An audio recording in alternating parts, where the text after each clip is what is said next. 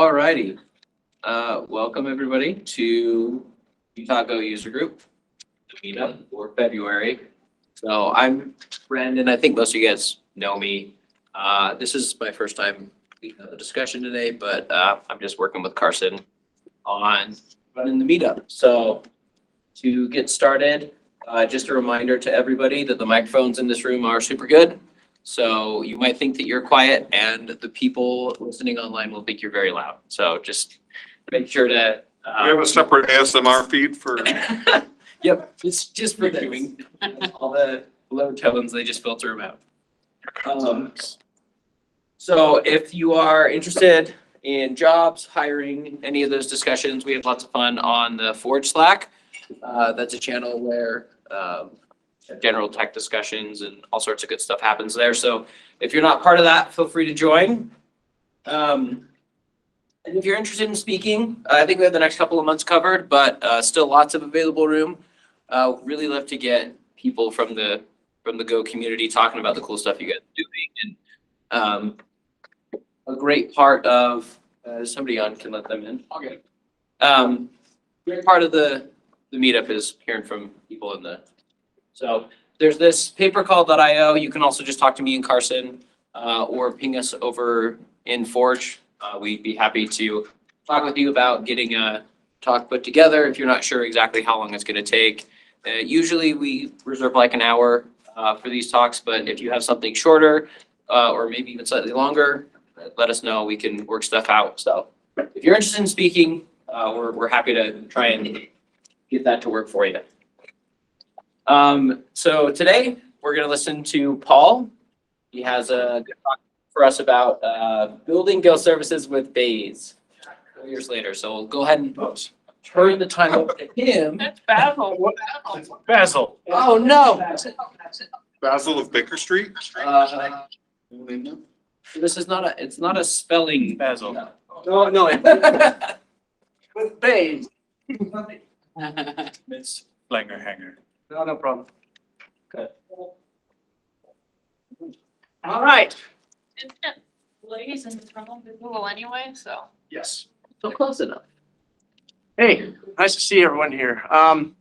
First off, I have a little quiz or a little question here. Say, so who here has done anything with Bazel?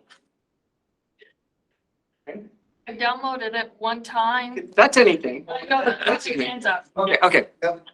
Next group. Anything. Who here would consider themselves as using Bazel in production environment? That would be the only one. Count now. You do count it. Okay. All right, next one. Who here likes pizza and likes this group? Okay, good. So you'll get something out of this talk. Okay.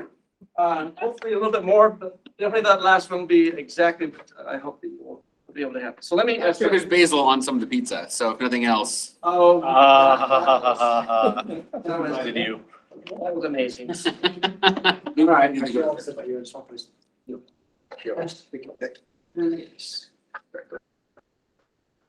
Oh, stink.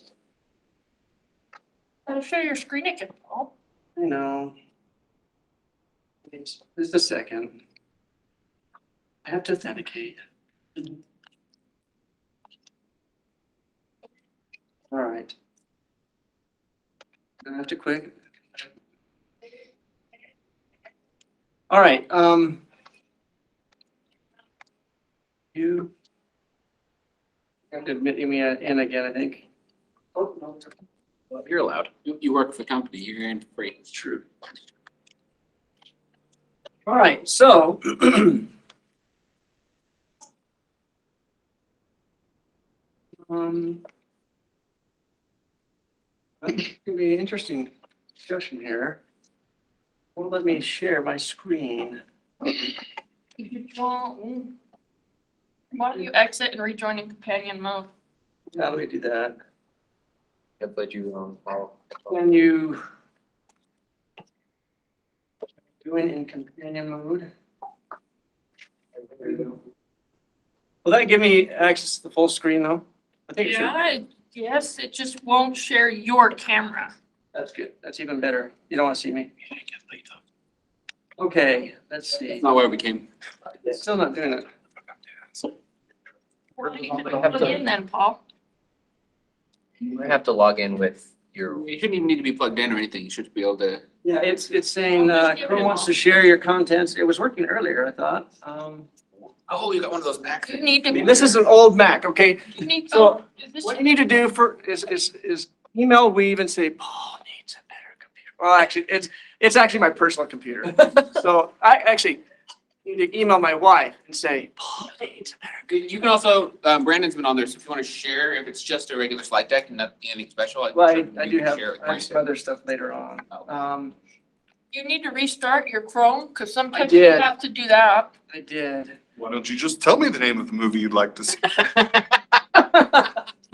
You could install Ubuntu really quick. Thank you. All right, so let's start. I don't want to waste your time. So the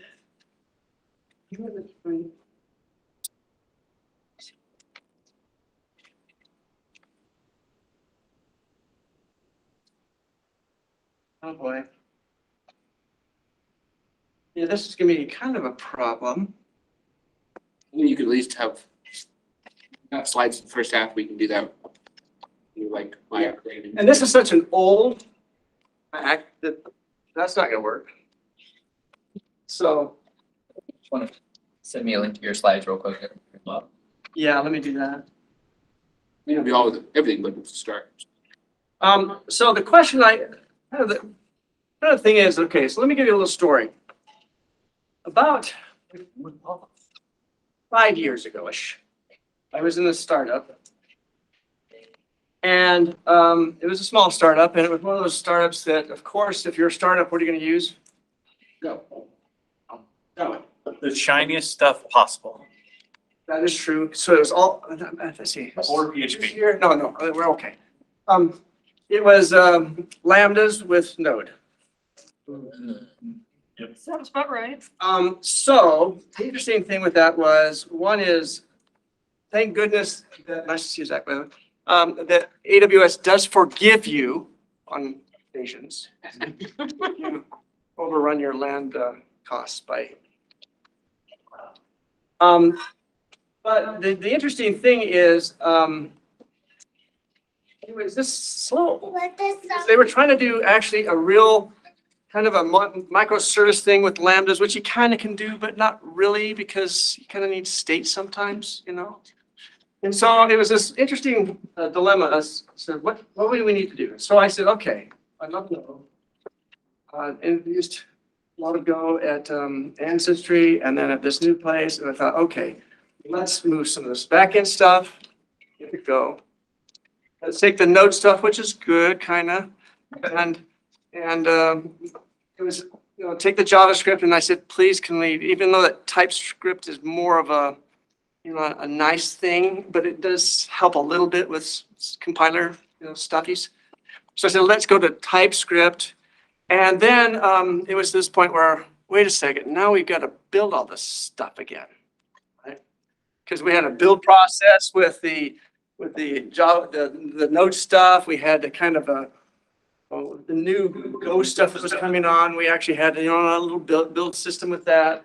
And so I started thinking about, wow, you know, maybe what we need to do is try something that I thought was going to be a good thing.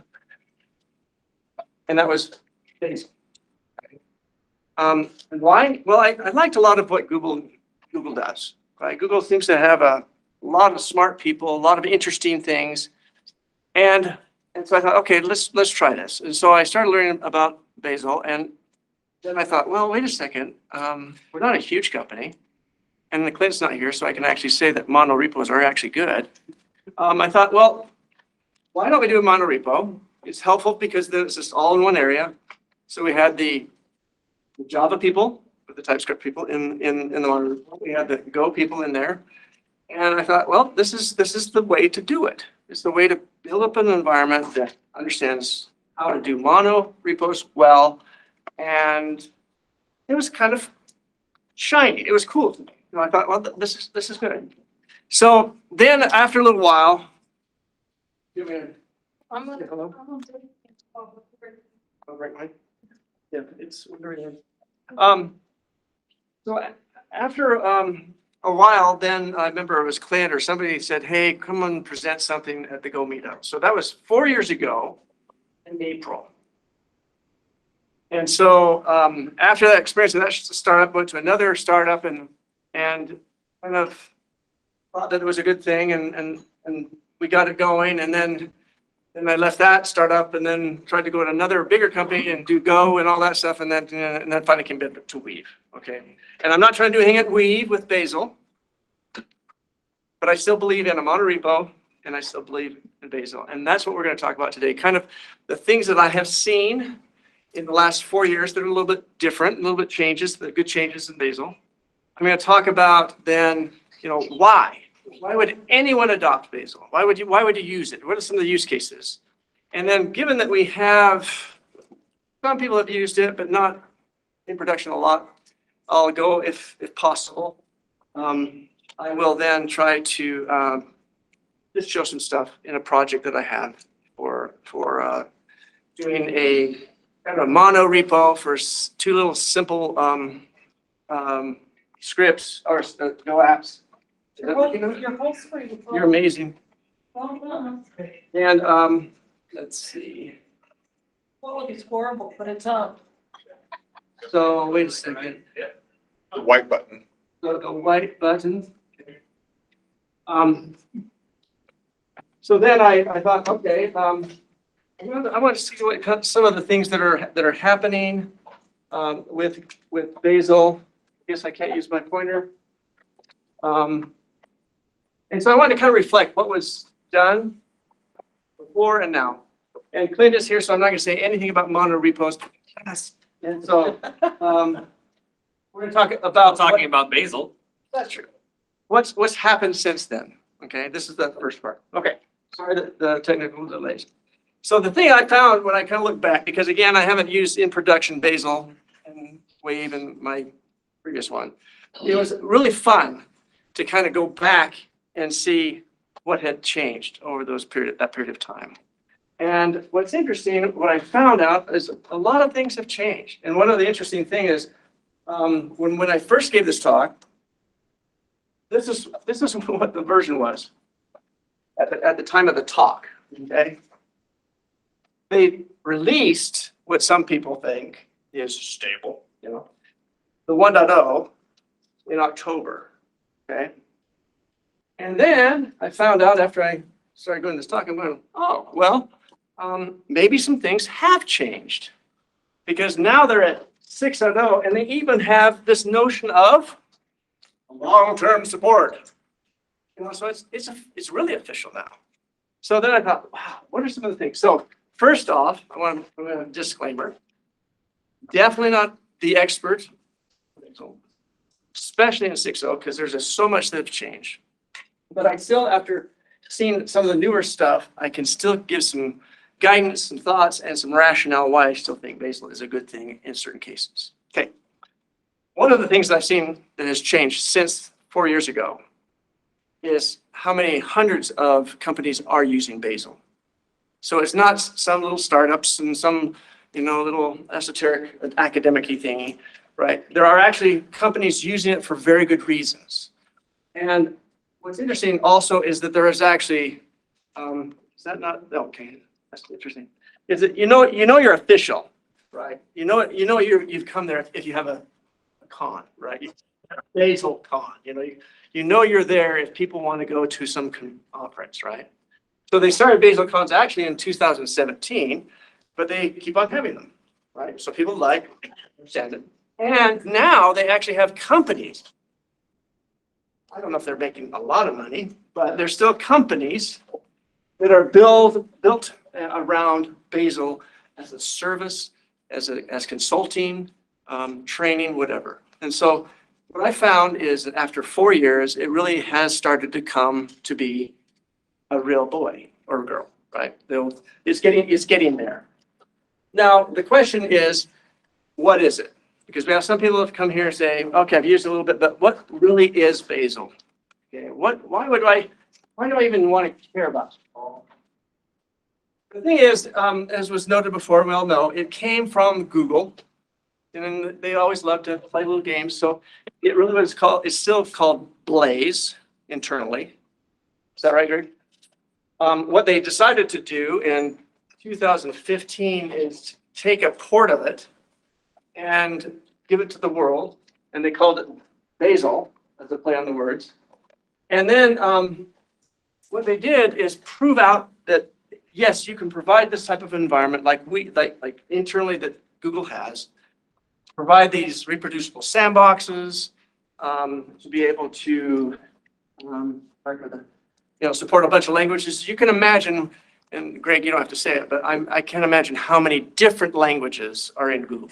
Probably more than, there are probably some that we haven't even heard of, probably because they've invented some of them internally, but they have so many languages. And the question that you might ask, at Weave here, we are lucky that we just have really two major languages, the third kind of from legacy, but it's Go, it's TypeScript, and a little bit of Python, old stuff, okay? But not very much, okay? But really, when you get to be a larger company, what happens? Well, you have some people like shiny stuff, so you bring it in, but what really does happen is you have new companies that you do mergers and acquisitions, you have new things that happen, and so what happens is you start getting different things, different technologies into the system. And I think that's a lot with Google as well. I mean, they bought a lot of things, they've done a lot of things, so they realize that one of the big things they have to do is they can't say, we're going to rewrite everything in Go. And so they have to make sure they support any language. And how they do that? Well, of course, if you want to support all languages, what do? You create your own language to support all the languages. So they created a thing that was called Skylark, which now is called Starlark. Okay. And that helps define through, it's kind of an extension language to help define the things that you want to build, some of the rules.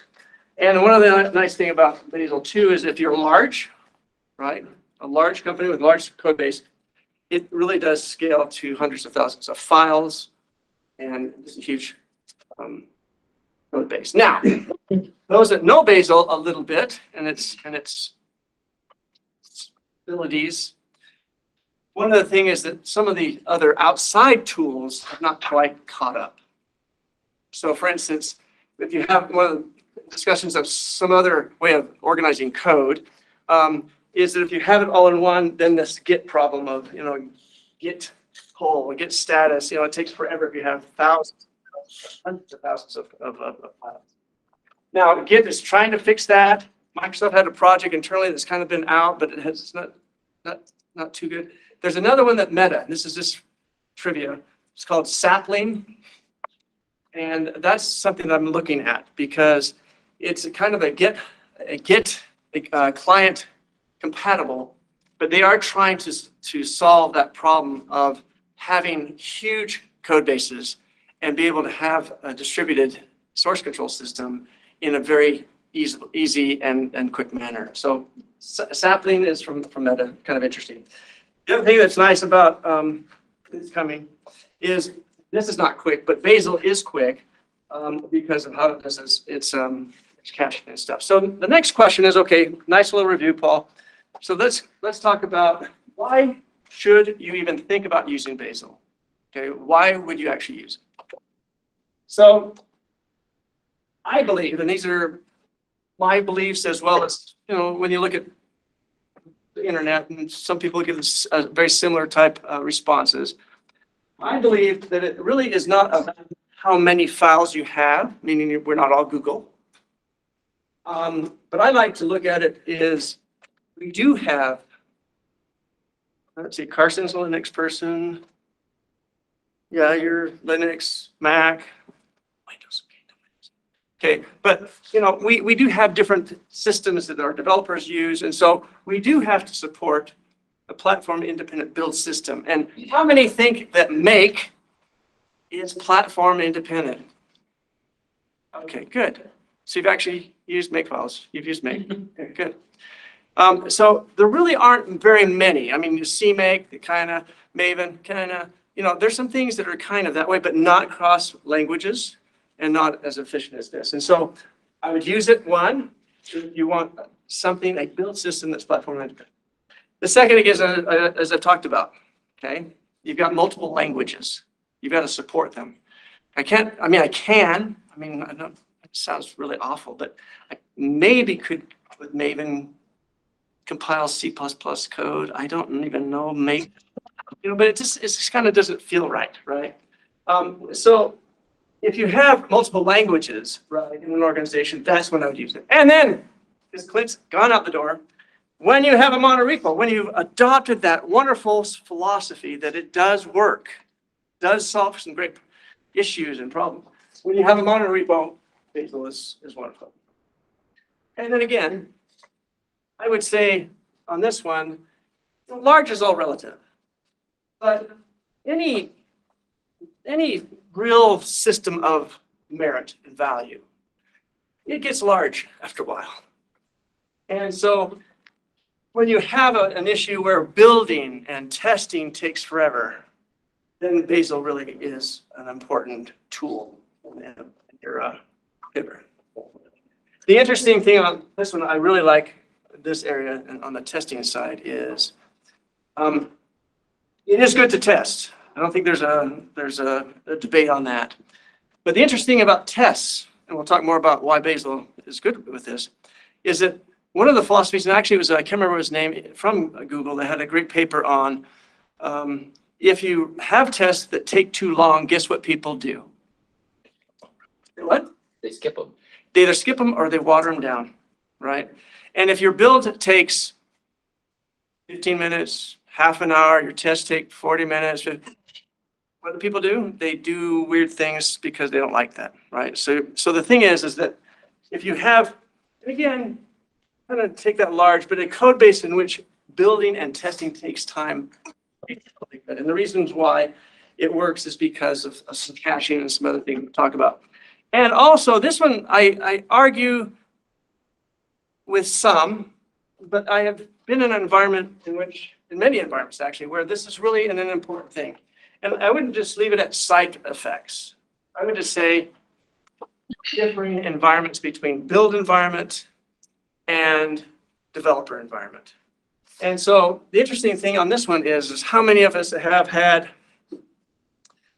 well, we're a Go place. So I'll give you an example where you have different needs, and different needs mean different versions of Go. So we have an agent at Wave that for many years had to work on the lowest common denominator, right? So at that point, it was pretty low. XP, Vista, Windows 7, things that for us, engineers that, that some people that weren't even born, when some of those are out there. It's like we had to support it. And so guess when was the last version of Go that supported, and Brad can't say it, supported XP or Windows? You're not supposed to say it either, because you came from that world. 1.10.5. Okay. So I came to Weave and I said, like, really? Why, first of all, I said, yeah, I understand the reason, but is the reason still valid? And should it be valid? So I said, I talked to a bunch of people, I said, should we really support something that isn't really, yeah, I can't record, because there may be other governmental entities that would not support that environment with certain records on it, okay? If it's not really certified as being a good environment for those type of records, then why would we say we support those environments? But it took some time because we had to convince, okay, what systems should we support? Which OSs should we support? How can we move customers off of those and say, hey, we know that this is good for you. We're not trying to do bad things, but it's good for you. But what's interesting in that transition, and why I bring up this little story is this. We had the build system that's built with Go version 1.10.5. 5. And what do good developers do on their development machines? Wait, the latest go. Why not? You upgrade. Why? There's new stuff. I get to play. I get to be, I get to be like everybody else. That's cool, with new stuff. And so, like for instance, what came in 1.16? What not 16? And go. I mean, there's a lot of stuff, but what came in 1.16? Trivia? I don't have a candy, but I'd throw it. Remember? Embed. Yes. Ooh. There it is. So embed. Okay, so if you remember that if you've been in the Go world for a long time, before that you had bin data, you had file by bytes. I mean, you had all these weird things that did these things that were really what embed does now. But you had to have the outside tool to do it, and then you had to make sure it was. And so 1.16 built into the language. I can now embed files. Why is that important? Well, we had some developers, wow, I'm on 1.17. Hey, there's embed. I can use that. Puts it in there, checks it in, PRs. Hey, that looks pretty good. It looks fine. Gets it out to the build service, and guess what it does? All's over. It doesn't build. So one of the side effects is versioning, as well as well, if I put on a different NPM of this version of this person, a version of Python and a virtual environment, but you have all these little side effects that kind of can pollute your environment, as well as this notion I just talked about, where the development is not always what the build system is doing. And so that's another reason why Bazel is good, because it will provide this kind of hermetically sealed environment, if you will. And I don't know about you, but it gets expensive when you get to a certain size to have laptops that have enough memory and CPU to actually quickly compile and do the tests for some larger test beds or code bases. And so another thing which is very useful for Bazel is they have a notion of a remote execution and remote caching, so that you can actually then farm out your compilations, your building, if needed be. This is a side note. I remember I was at SUSE Linux, and what they had, and this is a long time ago, but they actually had this system for building their Linux distribution with a homegrown distributed environment. And then they'd use the idle cycles on various boxes in the office. That was a long time ago. You don't have to build your own. They can set that up for you pretty easily to do that. And again, that's debatable, but I think we're getting more and more systems, meaning code bases, that are going to get harder and harder to do full builds, full end-to-end testing. It gets harder. So that's why I think you should. Now, the other thing is kind of what I've just talked about in this little sequence is Bazel, this is their kind of their mantra, right? If you want to have fast or correct, which one would you choose? And the answer is, well, you can choose both of them with Bazel. The whole idea is that it's fast and it's correct each time. So Please. easy's not on the list, is. Well, okay, and then that's a good comment, because the issue of not being easy is true. I think there is a learning curve with Bazel. No, you can't. If you promise me everything's better, I have to ask, what am I giving up? But I have to ask you back, is how many here are experts at makefiles? Okay.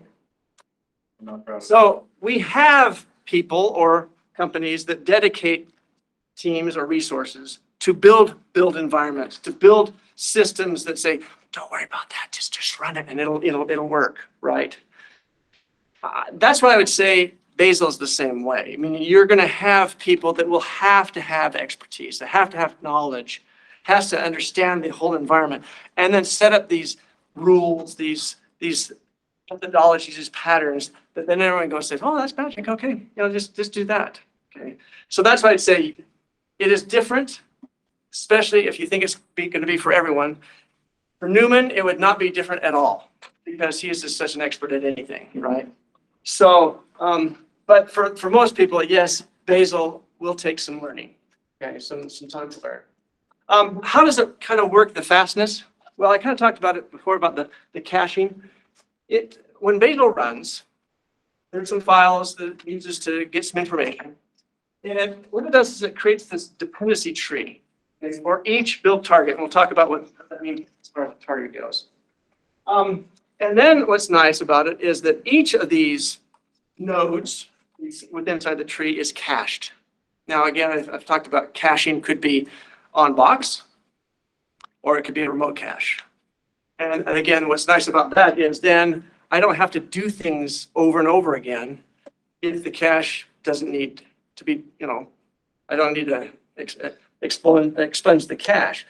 One of the things I really like about this, and I talked about testing, what's really nice about tests. Now, how many build systems do you know that you can say, go test, and it runs all the tests? And you think, that's cool. You think that's really cool. And then you start thinking about, why am I running all these tests when that piece of code didn't change? Why do I have to rerun them all? Answer? How do you Your tests are fleeting. connect what code a test exercises? Okay. I'm not talking about end-to-end. I'm just talking about normal unit tests. So Go. Go will, you do Go test and it'll do the whole test bed, right? But no, It does caching some, but it's not as efficient as Bazel, because at least my belief is because it really caches it based on, and I don't know if this is true with the Go, I don't know the implementation, but we'll talk about it later, but I'll just mention now, is most built systems like Make and other things, and I would imagine even Go, is time stamped based. It's kind of did the file change. What's different with Bazel is it actually used content hashing. So it hashes both the tools, files, everything. And so it really down to, cryptographically knows if it's changed. If it hasn't, why run it? Okay. And so your test can be really, really fast, I mentioned, because it's not. So any of your Makes, your Mavens, your others, they're very much aligned with this timestamp rule. And I don't know about the Go. I think there is there's a tree that they do some sort, but I don't know how efficient that is. Okay. All right. So with the fast, that's kind of how the fast thing works. Now the deterministic, we kind of talked about it, but the nice thing is Bazel allows it to be that when you build once, you build another, and you haven't changed anything, it's going to be very deterministic, right? There's nothing that's going to create something a little bit weird here, and not that. So what it does is each target, as I said, you declare these sources of the inputs and outputs and the dependencies, and then it creates this sandbox, okay? And the sandbox is not just of your code, it's everything that's necessary based on the rules that needs to be there to build your code. So all your tools, your compilers, the versions of the compilers, anything you have, it will sandbox it. And I should put a little bit of a quote. Well, I guess I did on the hermetically sealed. You can do bad things, but if you follow good practices, it truly will be that if I build it now on this box, I build it over here, and I could do a bit for bit compare, and they'd be the same. Okay, so that's another advantage with Bazel. Yeah, slow. Now, does anyone care about that last one? Okay. Why don't you all care about it? Define correct. Uh-huh. Define correct. I don't care if it's bit for bit the same as long as the API handles it the same every time. How do you know that? I have robust API tests. Why would I you? have customers that will call and complain if it doesn't. But the nice thing is if I really haven't changed the piece of code, I'm like, okay, let me back up a little bit. Let's do a Docker. Let's do some Docker quizzes here, right? Because we all know Docker. How many believe then if I have a Docker file and I have my Docker environment, I can do a Docker build. Image, and I do it, I'll go into the box and do something like, oh, I got the Docker file. Should be fine. And I do a Docker build. Do you think those are exactly the same images? I mean, like, Can, Yeah. Huh? you said can, it's possible, yeah. with a lot of very, It's not easy. Now, if you want to tarball it and then inject it in and do, you can do some interesting stuff, but you're doing a lot of stuff hashing and you're not doing things with external package repos that have changed. you're not using Docker. You know, you can do it, but the thing is, and I agree with you, Clint, in the sense that you want semantic equivalence. You really do. Well, But there's sometimes you really do. You have a bug with some code at a point in time, you check the repo out to that point in time, you cannot recreate the bug because you cannot build the thing because Yeah. things have changed in the meantime. You literally cannot get your code to a point to recreate it and fix, backport a bug fix. Like I've had that happen. Like I straight up can't build that old version anymore. And that's where I have seen it and have lived it because you do get certain customers that do not migrate very quickly. Or worse, you go back and it does build, but it magically builds it with new dependency versions, Yeah. so the bug's not The there. little compiler just generates just a little bit of different code, that, again, is this corner case stuff? Maybe. But it does happen more times than you think. So, all right. Just a quick thing. We talked about the correctness. We talked about the fastness. Now let's kind of talk about what is it compared to the other systems, these other build systems. So Bazel is an artifact-based build system. Okay. Well, what does that mean, artifact-based? Well, let's compare it with, let's say, the make environment. What is make? When you create a make file, what are the things that you're doing? What are the recipes or whatever? What are the Files, there are things you're trying to build, target. They're targets, but they're all these tasks, and you just kind of can put anything you want there, and so it's really kind of task based, right? It's not saying that if this is, let me say it this way: Bazel is more functional languaging paradigm than the others, meaning this: input A equals B, no matter what. Right. So it is something that the inputs and the outputs will always be the same. And that is not always the case in a make file where you have tasks and other things that can happen. And so that is where you get with Maven, make, many of these others are that same thing. So when you think about Bazel, the two real basic concerns are this notion of artifacts or targets, if you will, and the actions or rules that you used to build those targets. And then once you have that, then again, somebody has to learn it, somebody has to grow with it, somebody has to do a little thing. But once you have that, then your systems are very reproducible, very quick, and very fast on its tests. So now we get to this wonderful point of the presentation, which I actually need a laptop You can use your laptop. with my, like a terminal. Do the whole screen, yes, Is it do good? the It's full good? screen share, yeah. It is, okay, good. This is a little tiny, well, not a tiny thing, but this is a big change for me, looking back from 4 years ago to now. How you install Bazel is, again, they're kind of thinking, wait a second, well, maybe people will have different needs of different versions of Bazel. And so they actually then created this Basilisk, how do you, okay? In which that is how you install Bazel, and it determines what in, I won't worry about that in the Mac. We all Mac people. Sorry. Is that like your NVM? It's kind of that way, but what it does is it gives you the ability at any level to determine what version of Bazel you want. And if you don't care, it'll get the latest one. It just sets up your environment and it maintains it, but you can also pin things based on these type of rules, if you will. Okay. Again, kind of an interesting thing. Derek, do you use any of these to pin your? Yeah, we have the Basilisk RC Yeah. checked in so that everyone's using the same thing. Again, that is a nice thing to have, right? Because developer A, developer B, different versions, different tool sets. Again, this forces that as well. This way. You install Basilisk is a Go little wrapper. The alias is as Bazel. Yeah. And then it downloads and installs the right. So it's kind of a broker of the Bazel binary and other things. Bazel's written in Go, right? It's actually a kind of a secret. Hammered. No. Be careful. We'll just talk about the client. The client is written, I think, is it C++ or Go? I think it's a portion, I can't remember. I think it's C++. I think it is C++. There is that big component, which is the server part, that we won't talk about what language it might be written in. It's not Perl. It's not Perl. Something copy. Yes. 83% of it. Yeah.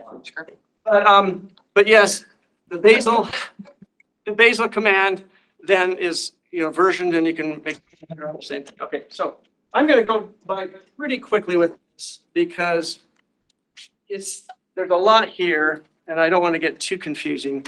But there's some fundamental concepts within the Bazel world. Okay. The notion of a workspace is Subdirectory.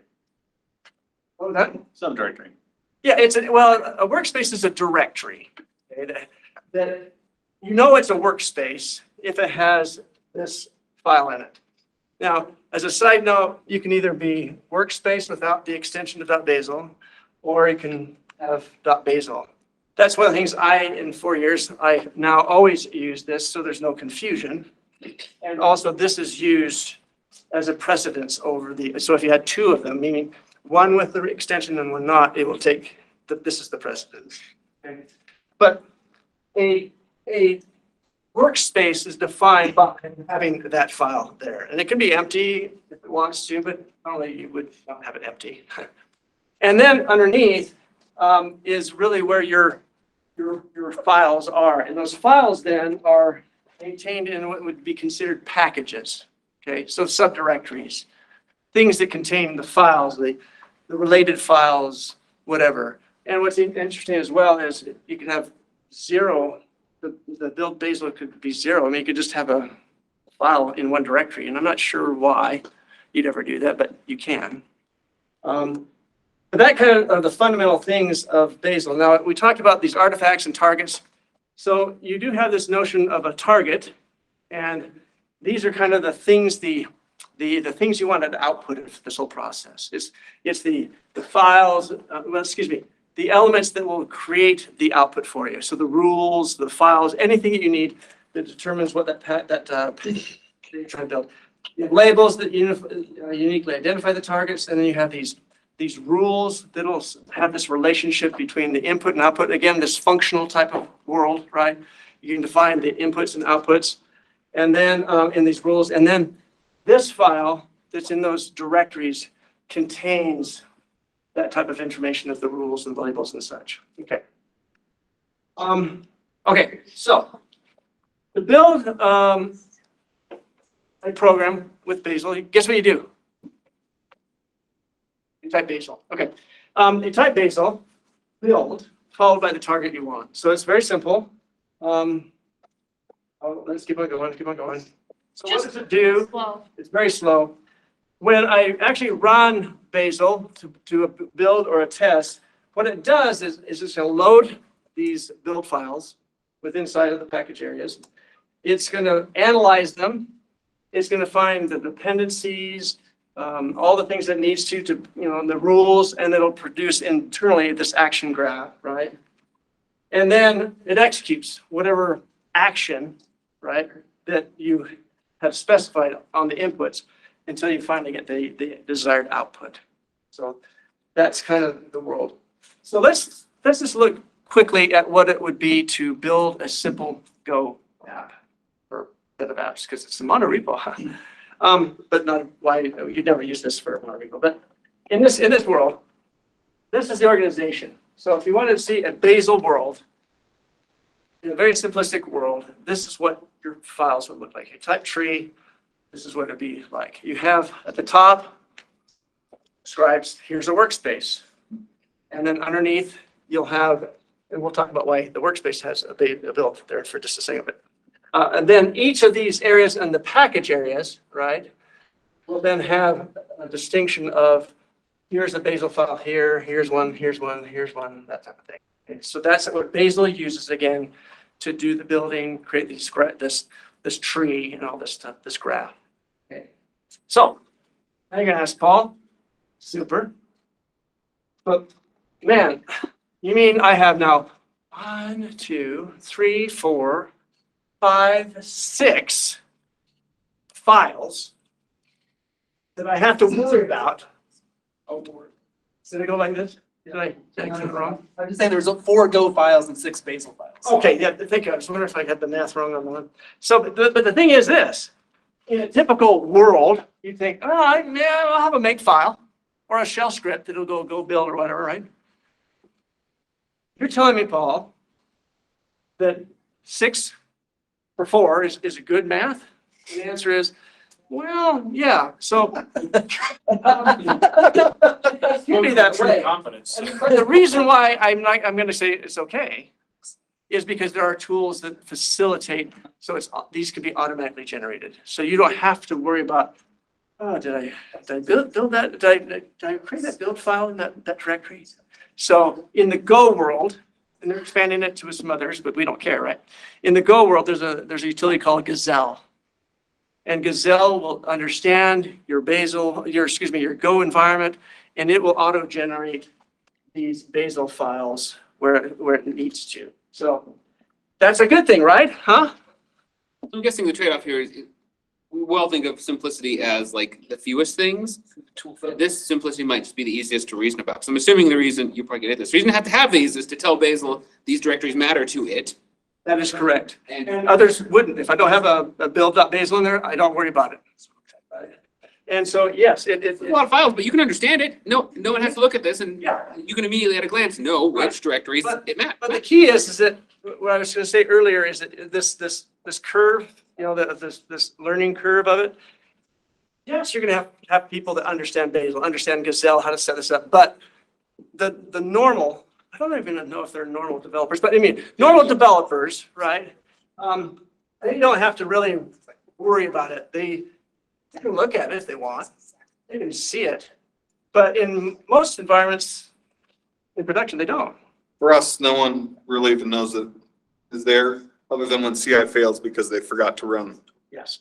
make update project. So that's a little bit of the thing is that, yes, I said it generates these build files, but if you do add some stuff, you kind of have to run it again. So that's, Pre-commit hooks will help you with that. yeah. And they won't.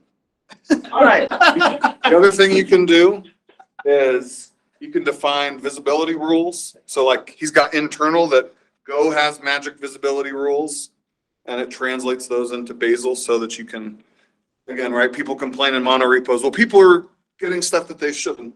And you can define that in Bazel to, even if your language doesn't support, like an internal directory like Go does, you can say, nope, nobody can, I'm declaring who is allowed to import me. I love the internal concept in Go. It's brilliant. Come on, buddy.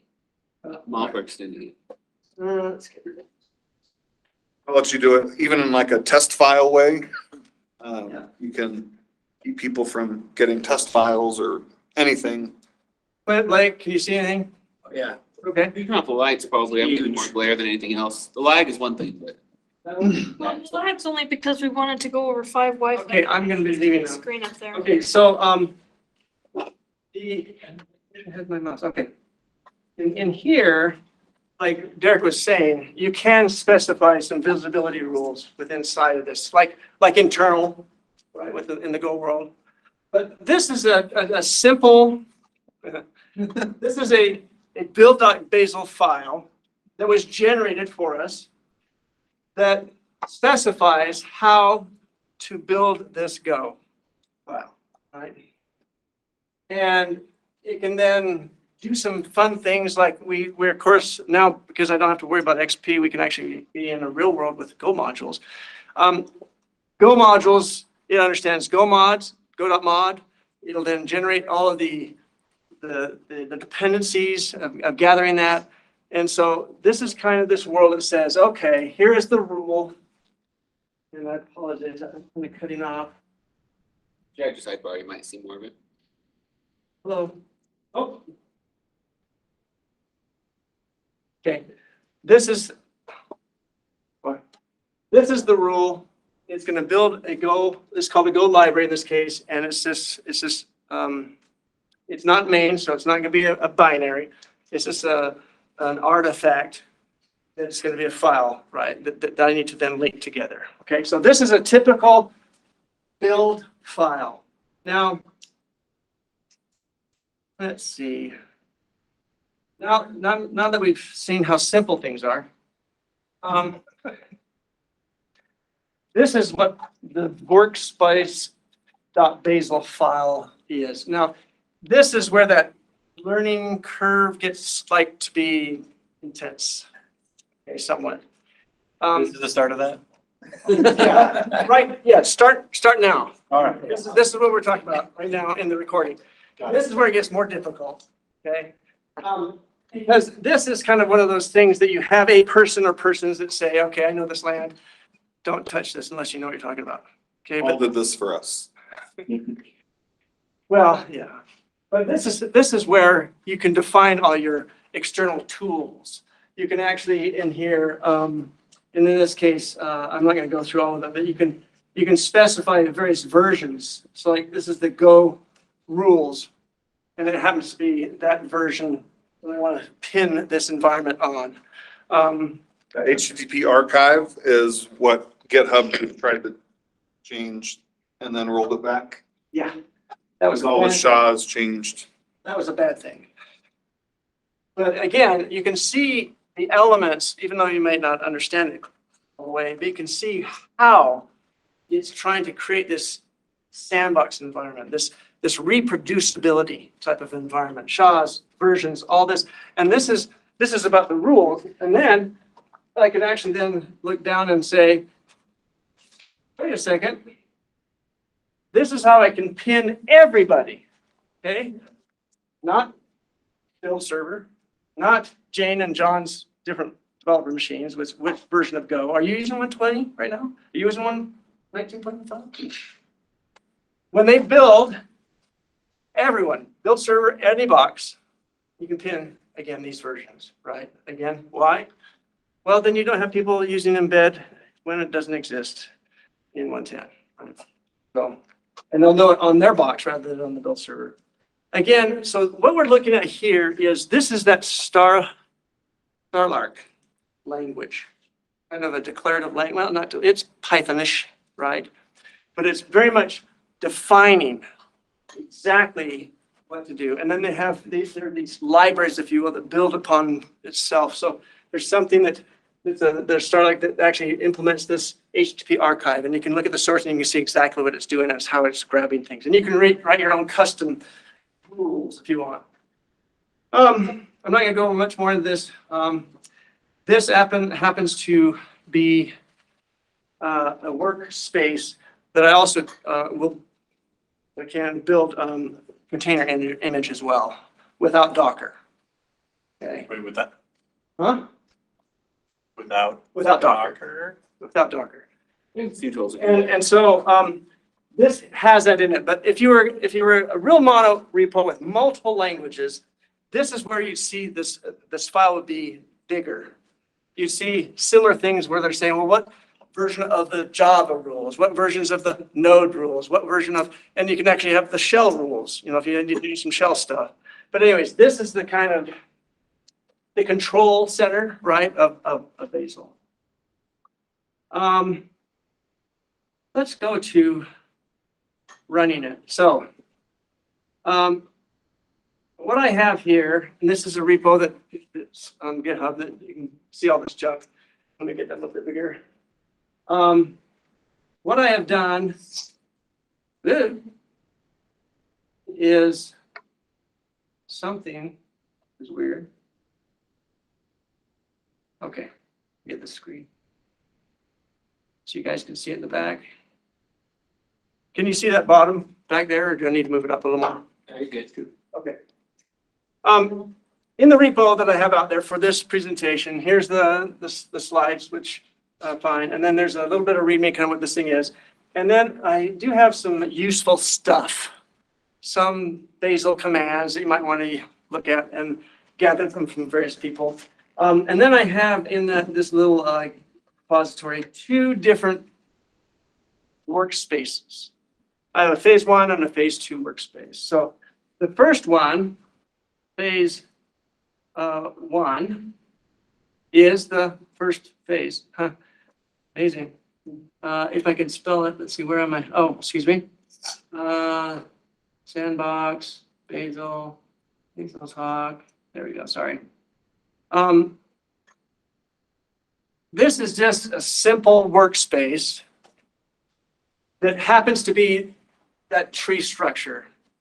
Couldn't fit all in the slide, I kind of condensed, but this really is the tree structure of having a main with an internal file, which is the app, which is how you should do Go, right? With not using main to, anyways. And so this is kind of that same world in which all I have is really, if you look at it, very simple. My app 1, because there are 2 apps in here. Very simple. I'm just going to say, hey, I'm my app 1 or I'm my app 2. So you kind of know that we have 2 different things in here. So again, I have previously run Gazelle. So I could have had just my Go mod init, make a directory structure that is standard, and then do some Go files, and then run Gazelle, and then it'll create all those build files underneath. So I've already done that, so we'd have to do that. So, but the question is then, okay, so then how would I want to compile this thing? Now we talked about targets, we talked about packages. We're not going to get into too much detail there, but basically what this is saying is, and I apologize, can you see that back there? Okay. This is basically this build, Bazel build // is saying, build everything. I don't care what target, what artifact, I don't care. Just build the whole thing. Now, you're going to say, Paul, you told me it was really fast. Well, it actually was on that box. And it is. Why is it fast?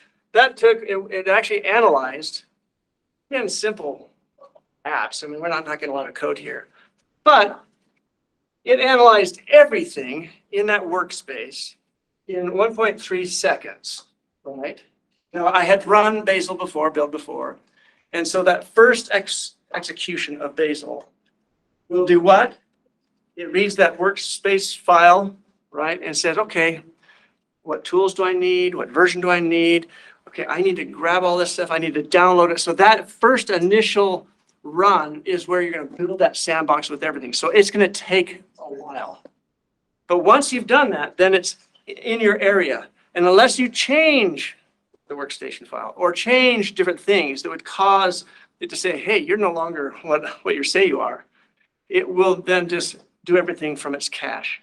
And so then every time I hit Bazel there, it completely, again, you heard me before I got here, but it runs rather quickly. In that case, it was 0.39 seconds. Again, cool, okay. But for me it is because it really did an analysis on all of the files, not very many, 4. Did I change anything in them by content, not by date? It went in and said, do I have the right version of the Go compiler? Do I have the right version of whatever I needed of my external tools? It did all that in that 0.3 seconds, and then you're there. So again, a normal developer would not care too much other than, and you could put a make file on this or a shell script or whatever, to not have them, isolate them, from the Bazel commands, if you will. But the notion is, all I do as a developer is I'm going to go and change all my Go stuff, and then if I do some import stuff, I'll just do a make Gazelle or whatever, and then it generates, and I just do build. So they don't see that world that's underneath that you're seeing, but what they do see is the benefit: fast builds, and fast testing, fast test executions. And then what's nice, and Derek, I think it's implemented in your world, is that you can then have this cache shared. You can either run your own, you can actually use GCS buckets. I don't know what we're using right Yeah, here. GCS. GCS buckets that is actually the cache for all developers, right?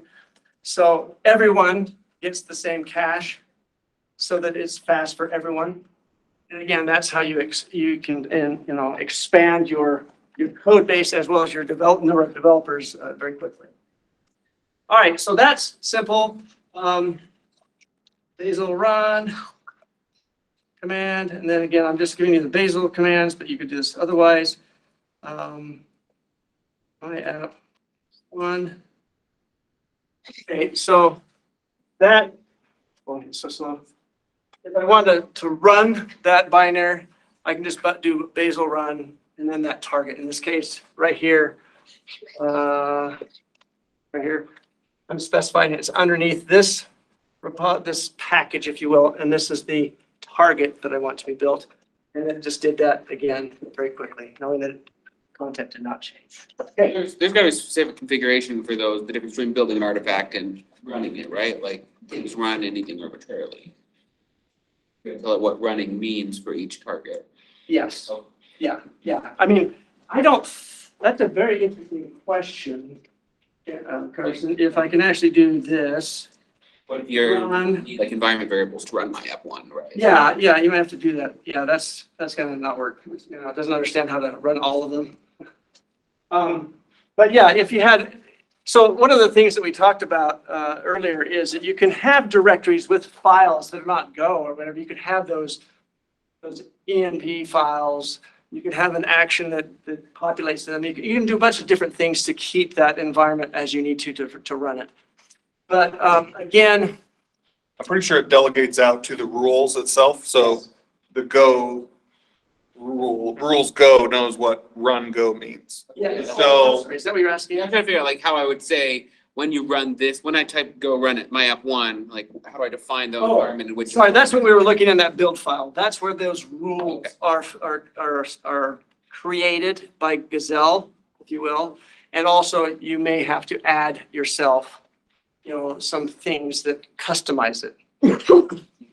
All right, so that's kind of that. You can play with that a little bit and kind of see what's going on there. In phase 2, very similar world.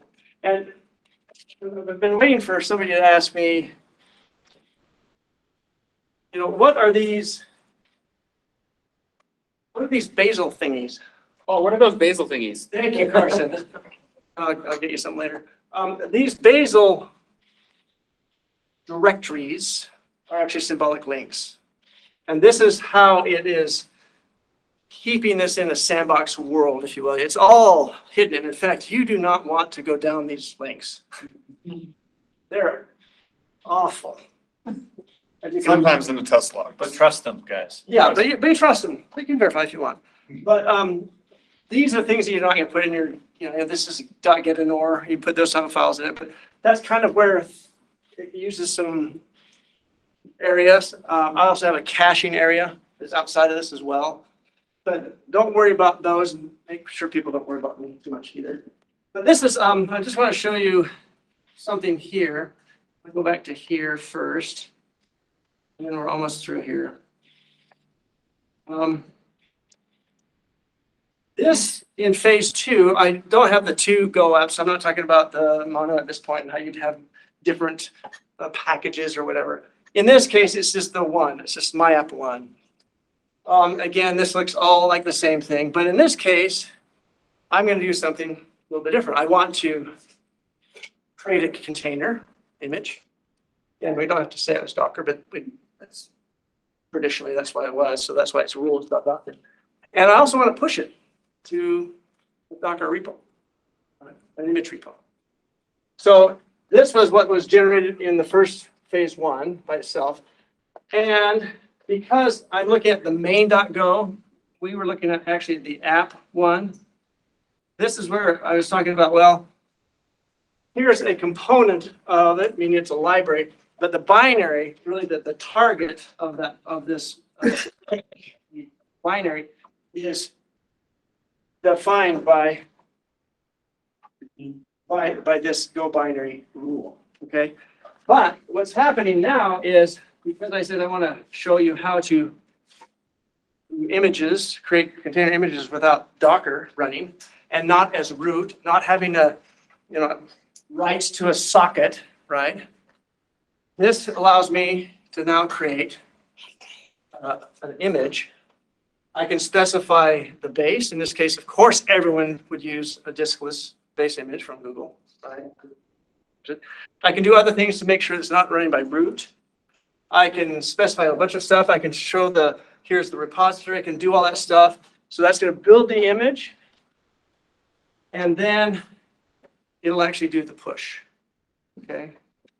So let me now say, Paul, how does it do the push and all that stuff without Docker?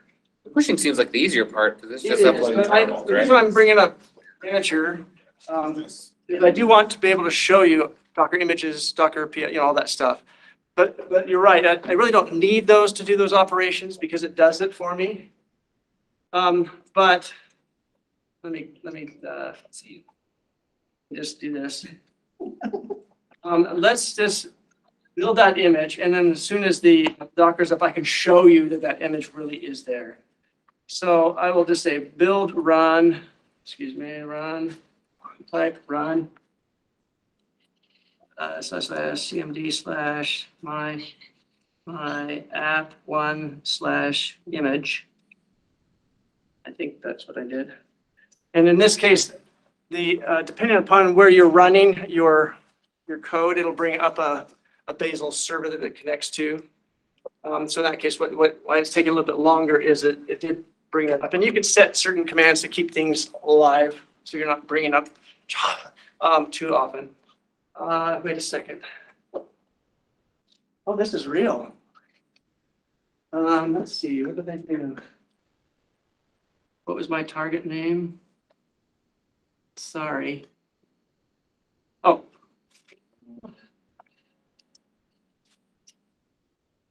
Did I not do it right? Anyways, I know we're over time. Let's see, what did I do? Yeah, we're only at a quarter of Carson time. You can keep going. You wanna break the record, you gotta keep going. What am I doing? Just throw more rant. Well, you know it's real. It doesn't work. Okay. It's because I wasn't targeting it correctly. Second. Is it working now? It's doing more. Yeah, it is. So I did not get it the right place. So again, first time through, it's going to check what I need to build this image. So that's the rule that it's looking at when I specify the run here.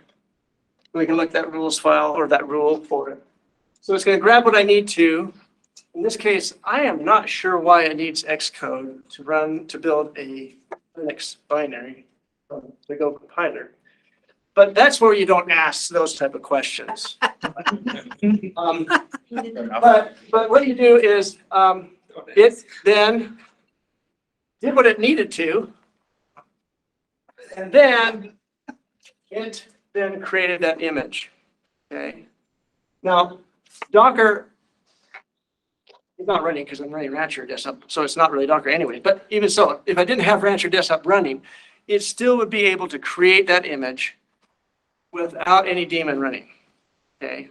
And what's nice about that is it really is going to be something that is the same image built every time. Excuse me. So there is the image that we have. Okay. So I built it 53 years ago. That's how long I've been speaking here.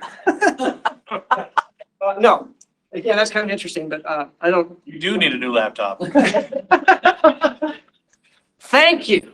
I wanted to quote you when I get home. So now, Labs really was ahead of their time. yeah, that's interesting. My Raspberry Pi is more powerful than. So we did that. We have an image out there, and if you remember in that build file, I also had a rule that said push it to the repository. And again, that's what that will do. And again, I don't know why, but it did. And so now I can go to my world, which is not in this area, but soon to be. There it is. Oh, no, not that one. I want to go, oh, there was Docker. I was there. So now I can go in there and do a refresh. I didn't have it. It's coming. We're just looking at your slides still. It's coming. Oh, really? You're not seeing that? Oh, I see a blank Docker screen, but I'm special. Are you seeing anything? Okay. Let me describe what you're seeing, but you don't see it. So I am on Docker Hub in my browser, and I can see that that tag was just pushed up. So do I care? Well, kind of. I don't have to do weird things on people's boxes to have Docker running. I don't have to have people running Docker as root kind of, which you need to do to attach to the socket, right? I can be on a build server that doesn't need Docker running. That's a nice thing. And so that's, I don't know what's going on. It's so slow. But that's kind of a nice thing. So let me go back to the presentation now that I finally got to this. So now it'll take forever. Instantaneous. That kind of gives you an idea of what it is, why I think you would use it, kind of the things that have changed since the 4 years since I first looked at it, or 5 years ago when I really looked at it, but presented 4 years ago. That's Bazel. So any questions? The devil's advocate here for the. Okay, Todd? No, hey. Hey. And then I'm gonna As a primarily as a Go group and Go meetup, we get a lot of this for free from the Go toolkit. You do. Tell me the big selling point. Like if you're already in Go, Bazel adds X onto what you already get from Go for free. Okay. So what I talked about before is something that I don't think you could argue with the Go tools, that you get an environment that can be hermetically sealed, that it has all the tools that I may need, external tools. It doesn't give me an environment where Docker, doesn't give me an environment, or excuse me, container images. It wouldn't give me an environment to do TypeScript, Java, any of those other things. It also doesn't give me the ability to do remote execution, remote caching, having this large code base that then I can just, yes, I can do some things what it does with the Go test, but it'd be interesting to see which wins as far as the timing on a Go test versus a Bazel test. For me, one of the big things with the caching is instead of hiding like, oh, we're testing some external API and actually hitting it and gating it behind a build flag or something, we just put the test in and the caching to not run it. Well, right, because any Go test caching that you get is purely based on tests that you've run on that machine. Right. You're saying when you've got this distributed cache, like if any of the other ones have already run this on this code, That's right. nobody else needs to do it again, not just if you locally have already run it.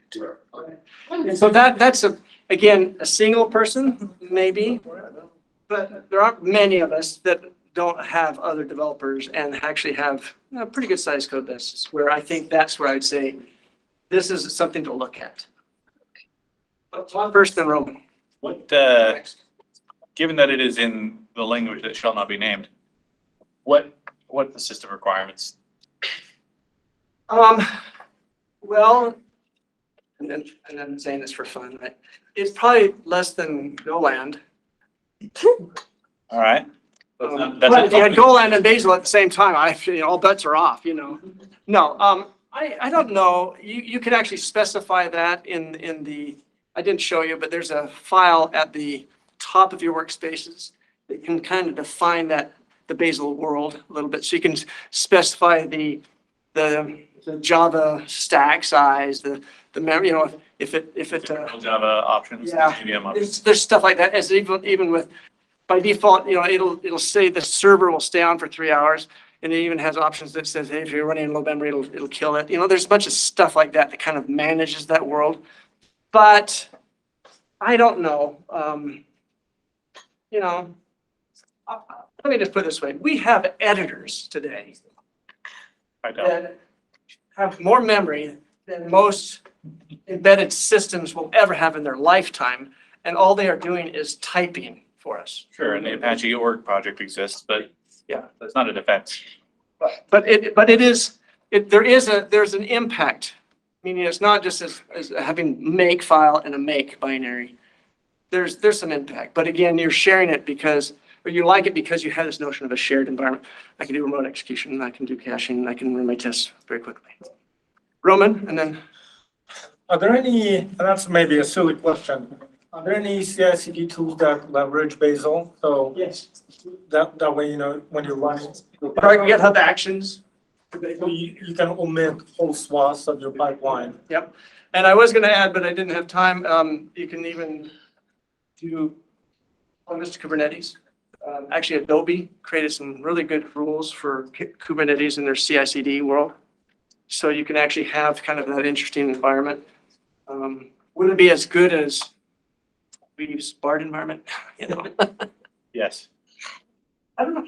No, but I mean, you know, it gives you. Probably better than a manual It gives you- kubectl apply command. Yeah, it gives you, Pipeline, so. gives you some good framework and some tools to start and to actually have a reproducible environment that's not a bunch of scripty thingies and weirdness and tools, right?